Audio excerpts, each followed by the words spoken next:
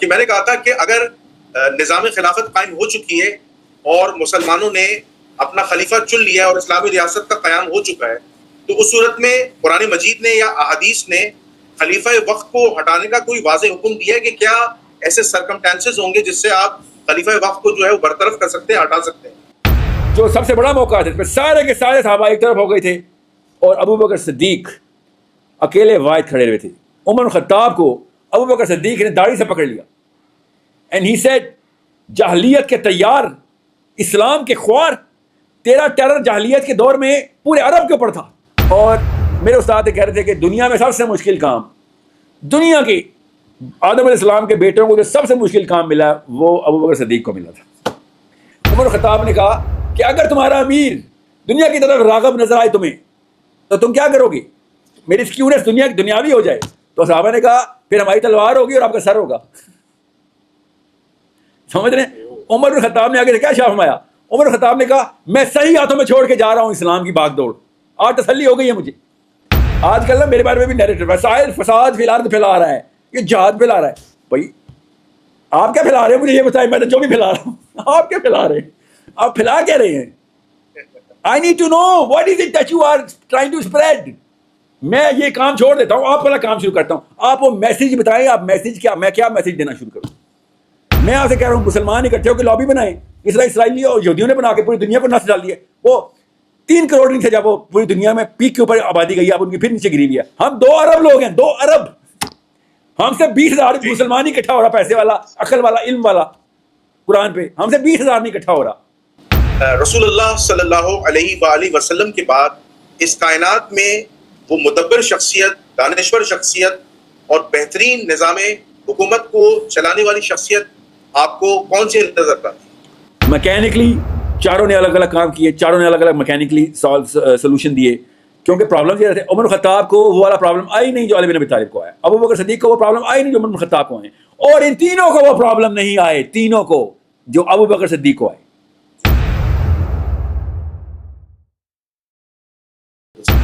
اچھا ساحل ندیم صاحب، ایک بڑا اہم سوال ہے. یہ سوال جب میرا انجینئر محمد علی مرزا صاحب کے ساتھ کچھ مہینوں پہلے پوڈ کاسٹ ہوا تھا تو میں نے ان سے ایک سوال رکھا تھا کہ کیا بطور مومن، بطور مسلمان، اگر حکومت وقت یا خلیفہ وقت یعنی اگر اسلامی ریاست قائم ہے یا اگر جمہوری حکومت بھی ہے جو غیر اسلامی ہے لیکن وہ بظاہر مسلمان ہے، تو کیا ایک مرد مجاہد، ایک مومن جو ہے وہ ریاست یا خلیفہ کے خلاف جو ہے وہ قتال و جہاد کر سکتا ہے، تلوار اٹھا سکتا ہے؟ کہ اگر وہ کام ظلم پر مبنی ہو، اگر وہ کام بربریت پر مبنی ہو، وہ کام تو اس پر انہوں نے ایک جواب دیا تھا وہ کام کہ اگر آپ ریاست کے خلاف کھڑے ہوں گے تو آپ کو آپ کا یہ جملہ ایسے آپ نے بولا ہے، اگر وہ کام بربریت پہ مبنی، وہ کام وہ جو کہ حکومت کریے یا وہ کام وہ جو کہ وہ اکیلا مجاہد کرنا چاہتا ہے؟ نہیں، وہ کام جو حکومت کر رہی ہے. اچھا پھر آپ سوال پورا کیجیے. جی حکومت، جی تو انجینئر صاحب نے اس کا جواب دیا تھا کہ اگر آپ ریاست کے خلاف کھڑے ہوں گے تو ریاست تو آپ کو بھون کے رکھ دے گی، تو لہٰذا آپ صرف پولیٹیکل احتجاج کر سکتے ہیں اور کچھ نہیں کر سکتے. یہ علت بٹھائی انہوں نے کہا کہ انہوں نے کہا آپ شریعت جو ہے وہ اس چیز کی اجازت نہیں دیتی کہ آپ خلیفہ وقت کے خلاف یا ریاست کے خلاف قتال و جہاد کریں، صرف پولیٹیکل اسٹرگل کر سکتے ہیں. آپ متفق ہیں؟ سر اس میں نا اس سوال کے اندر ہی ٹیڑھ پانا ہے، وہ بتاتا ہوں کیوں. پہلی بات تو یہ کہ ریاست بھون کے رکھ دی گئی تو اس لیے کچھ نہ کرنا، یہ اسلام کی تو بیسک روح کے خلاف ہے. یہ تو اینگل ہی غلط ہے کہ کوئی دشمن بڑا ہو جائے تو اس کے پاس اسلام نہ لے کے جانا، تم پہ اسلام کے سارے احکامات معطل کیونکہ تمہارا دشمن بہت بڑا ہو گیا ہے. یہ کون سی علت ہے؟ ٹھیک ہے، وہ طارق مسعود صاحب بھی کہتے ہیں یہ سب ایک جیسے ہی ہیں، ایک ہی تھالی کے چٹے بٹے سارے، کہ وہ ایجنسیاں اٹھا کے چمڑی ادھیڑ دیں گی. بھائی یہ علت تھوڑی ہے اسلام نہ پہنچانے یا پہنچانے کی. اگر وہ چمڑی نہ ادھیڑیں اور تم میں پیار کریں تو تم اسلام پہنچا دو ان تک، اور چمڑی ادھیڑ دیں گے تو اسلام کی بات کرنا بند کر دو. یہ کون سی علت بٹھائی ہے؟ یہ سوال اس لیے یہاں پہ نا اس میں ٹیڑھ پن. اصل میں غور سے سمجھیں اس کی بیسکس کیا ہیں. پہلی بات تو یہ کہ خون خرابہ صرف ڈھیٹوں کے خلاف کیا جاتا ہے. ٹھیک ہے، تلوار جو ہے حجت تمام ہونے کے بعد اٹھائی جاتی ہے. جب حجت تمام ہو جائے پھر تلوار اٹھانی ہے. اور تلوار اٹھانے کے لیے اللہ عز و جل نے اور اللہ کے نبی صلی اللہ علیہ وسلم نے اسٹریٹجک ڈیولپمنٹ کرنے کے لیے احکامی آیات جاری کی ہوئے. وَأَعِدُّ لَهُمْ مَا اسْتَطَعْتُم مِّن قُوَّةٍ، یہ حکم ہے ہم پہ. یو نیڈ ٹو انڈرسٹینڈ کہ آپ جب تک اکٹھے نہیں ہوں گے، آپ ایک طاقت کے طور پر سامنے نہیں آ رہے ہوں گے، آپ ایک فارمیڈیبل فورس ریکگنائز نہیں ہو رہے ہوں گے تو آپ حکومت کے لیول کے اوپر چینج کی بات کریں ہی نا. سمجھ رہے ہیں؟ سو فار ایگزامپل میرے پاس 28 سینیٹر نہیں ہوں گے امریکہ کے تو میں امریکن ڈونلڈ ٹرمپ کے ساتھ کے بارے میں یا امریکہ کے انوائرمنٹ اور کلچر کے بارے میں یا اسلام کیوں نہیں ہے ادھر کے بارے میں تو نہیں بات کروں گا نا. مگر میرے پاس 28 پلس سینیٹر آ گئے تو پھر تو میں کہوں گا یار امریکہ میں بھی شریعت نافذ ہونی چاہیے کیونکہ میرے پاس پاور ہے.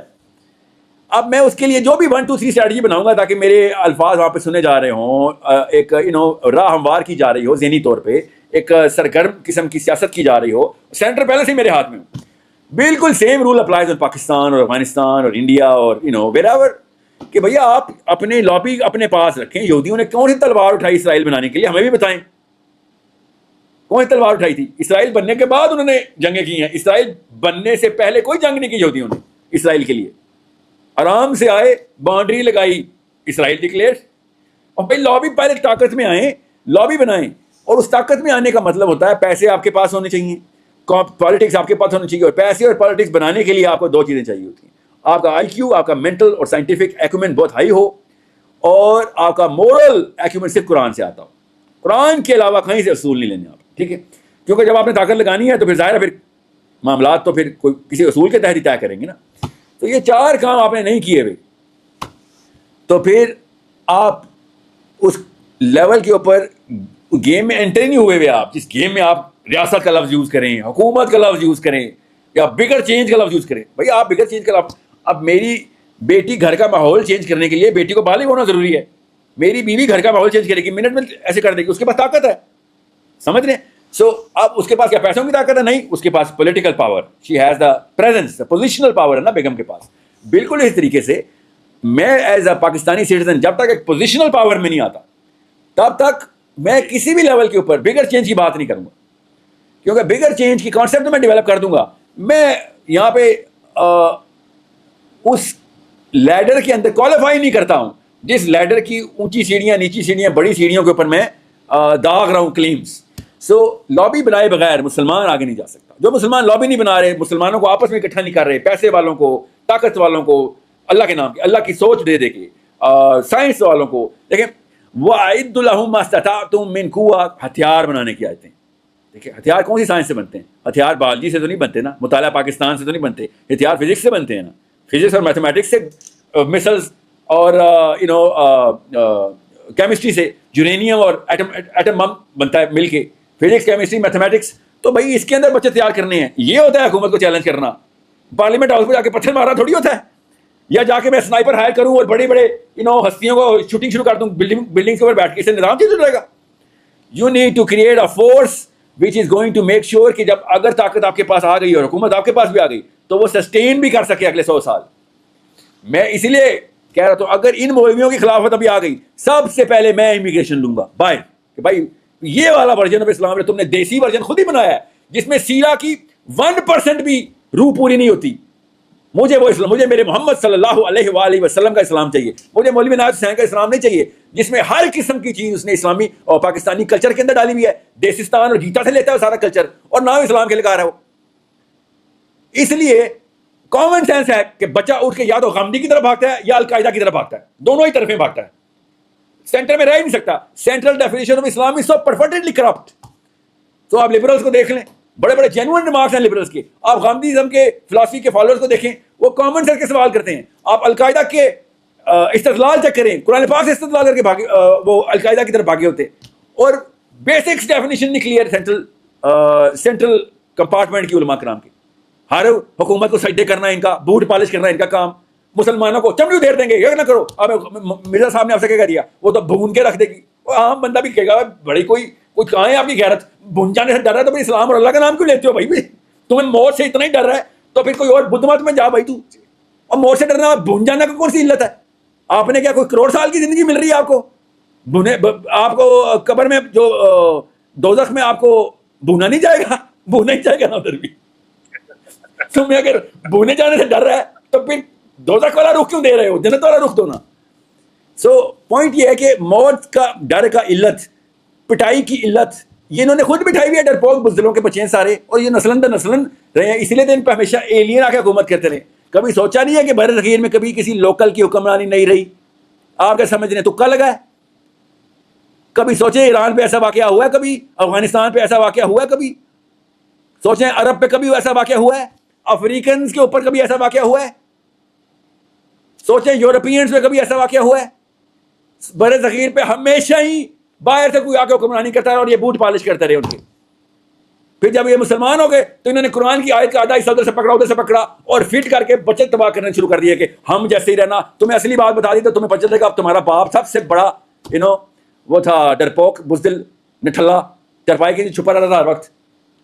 یہ وہ ان لوگوں کی یہ کہانی ہے ساری. جی جی جی.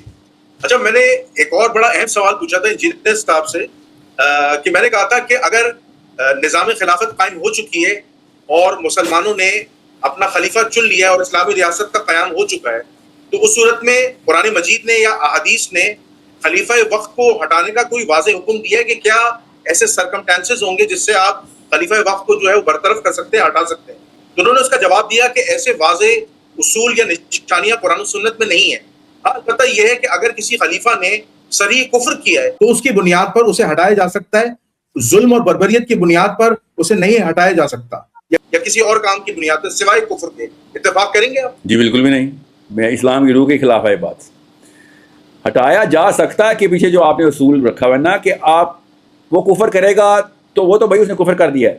ہٹایا جا سکتا ہے کہ ٹیکنیک کا سوال ہے, یہ اس نے کیا کیا کا سوال نہیں ہے کہ کن بنا کے اوپر ہٹایا جائے, وہ کوئی بھی بنا ہو سکتی ہے, وہ تو اس میں تو کیا مسئلہ ہے, مگر ہٹائے جانے کی ٹیکنیک کیا ہے یہ سوال الگ ہے. ایک بندہ کفر نہیں کرتا اس کو پھر بھی ہٹایا جا سکتا ہے, بھائی ہٹایا جا سکتا ہے کہ طریقہ کار کیا ہے, یہ آپ کا سوال ہونا چاہیے تھا ان سے, جو کہ تھا بھی. وہ عمومی طور پہ پاکستان کے علماء کرام اس سوال کا جواب نہیں دیتے کیونکہ ان کو لگتا ہے جیسے کہ اسٹیبلشمنٹ ان کو آ کے پکڑ لے گی. ٹھیک ہے, جب بھی ہاں تو بس وہی نا, یا تو اسلام کر لو یا اسٹیبلشمنٹ کر لو, سر یہ دونوں کام اکٹھے تو نہیں ہوتے. ٹھیک ہے, اب دو دیکھیں میں نے وہی کہا تھا کہ یا تو اللہ کا ڈر ہو. بھائی کون کہہ رہا ہے کہ آرمی والے غیر مسلمان ہیں؟ کب کون کہتا ہے؟ میں تو شروع دن سے کہتا ہوا آ رہا ہوں کہ ایک دفعہ آرمی کو ذرا ایکویشن سے باہر نکالے نا تو پتہ لگ جائے ان کو کہ پھر ہوتا کیا ہے. یہ اصل میں نا خود ہی ڈر بنایا انہوں نے, آرمی کو جن بنا لیا انہوں نے.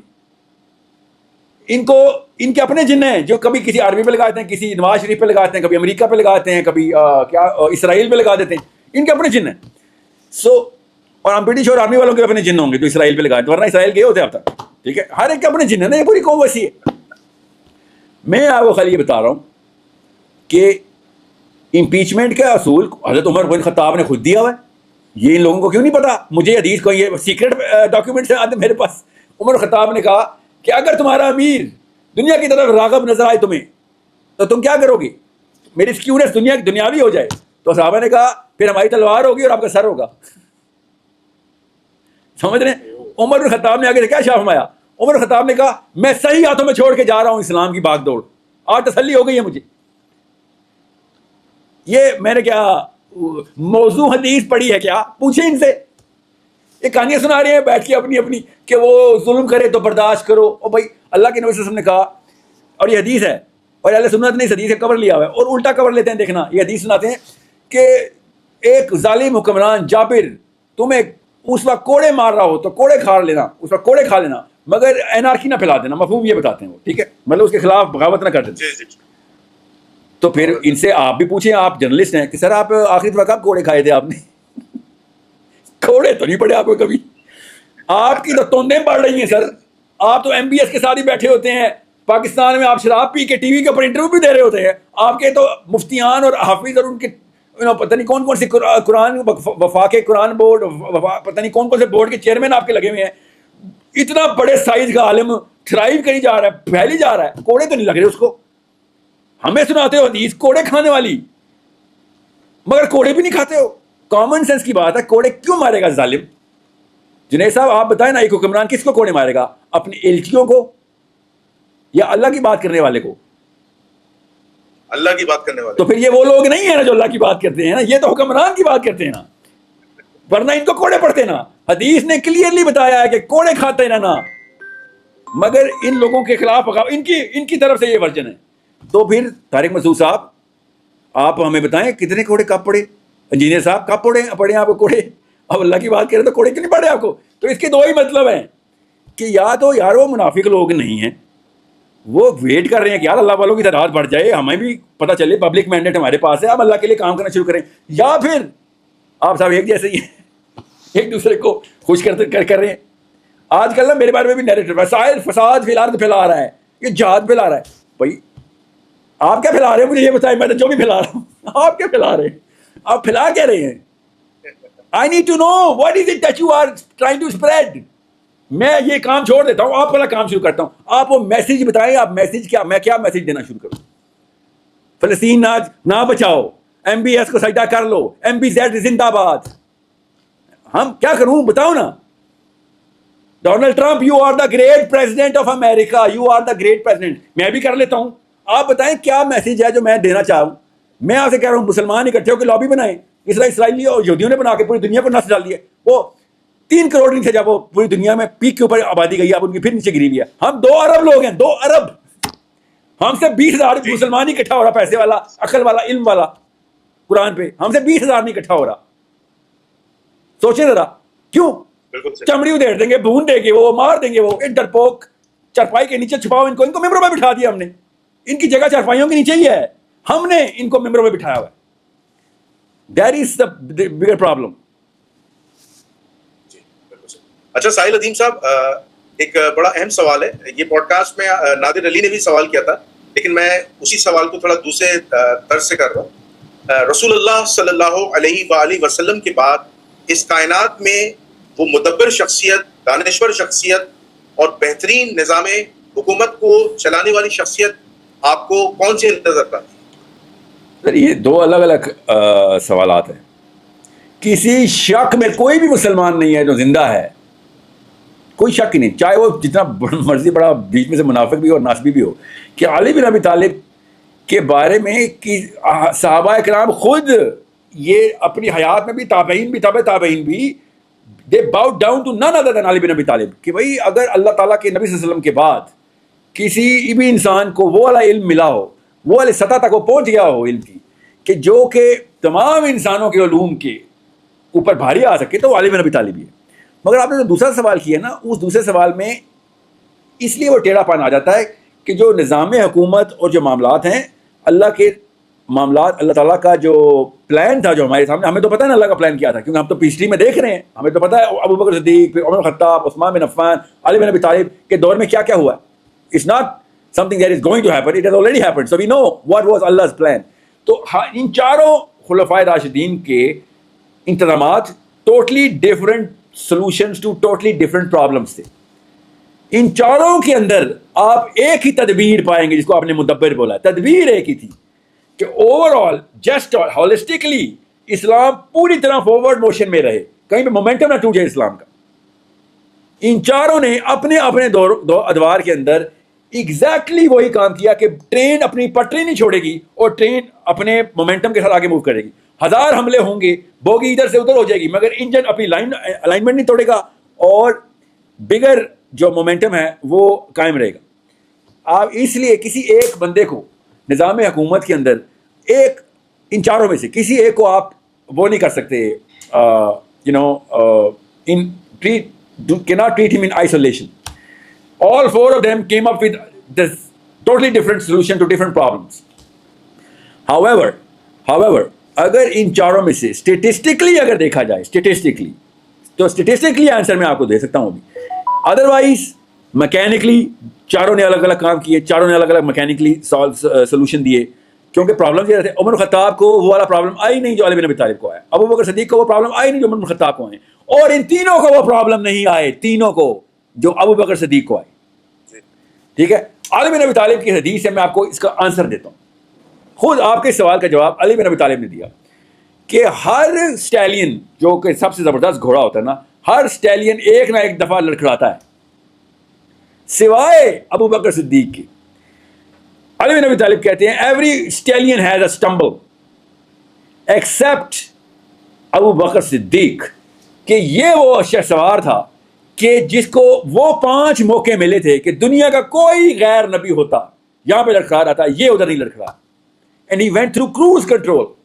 سب سے پہلے جب اللہ کے نبی صلی اللہ علیہ وسلم معراج کے بعد یہ واقعہ ہوا, Abu Bakr Siddiq went on cruise control. دوسرا ہجرت مدینہ کا واقعہ, he went on cruise control.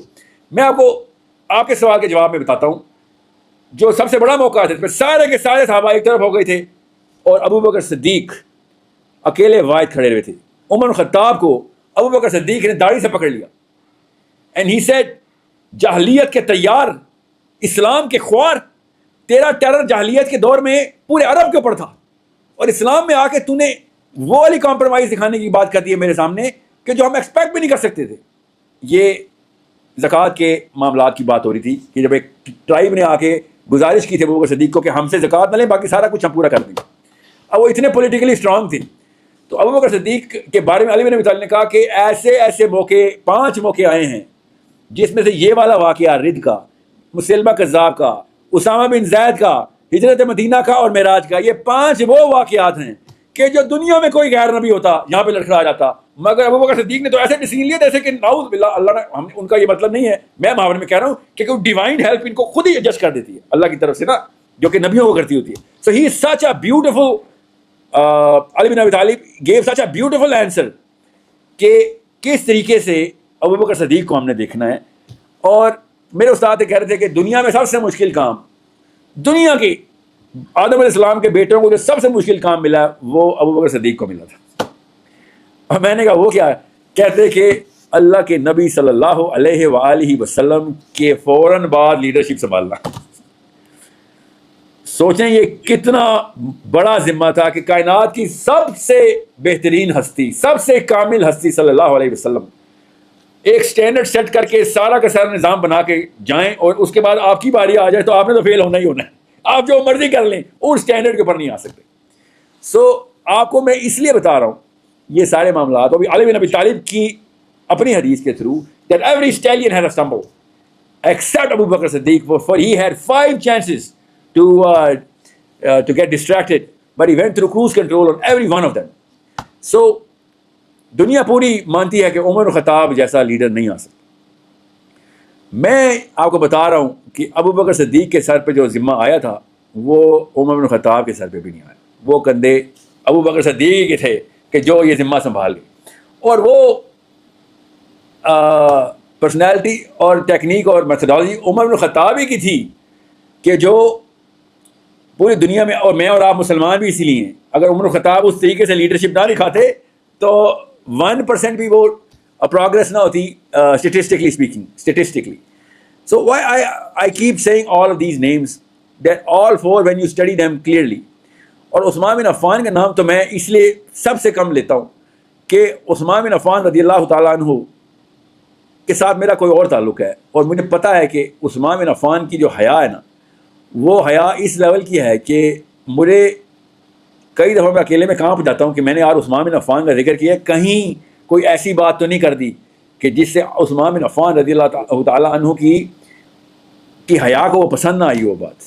So I keep myself into these 3 all the time because these are the people who, all 4 of them dealt with problems no one else can. The way they'll dealt with problems nobody else till the day of Qiyamah. کسی اور انسان میں وہ فراست نہیں آنی کہ ان مسائل کو وہ ویسے حل کرے جیسے کہ ان چاروں نے اپنے اپنے مسائل کو حل کیا.